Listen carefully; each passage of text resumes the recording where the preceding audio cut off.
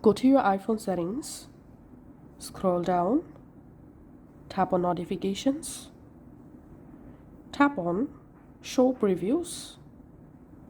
In here, select never, and now on you won't receive any notifications on your iPhone when your iPhone is locked, also unlocked.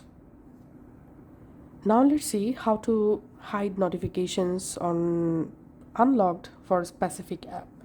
From your iPhone settings, tap on notifications, scroll down and find out the app and open the app.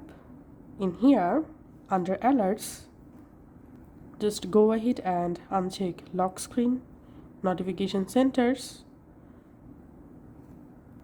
and banners. And if you want to unhide or get notification from the specific app when your iPhone is locked, then select your lock screen and uncheck these two options. Now on you won't receive any notifications from this specific app when your iPhone is unlocked.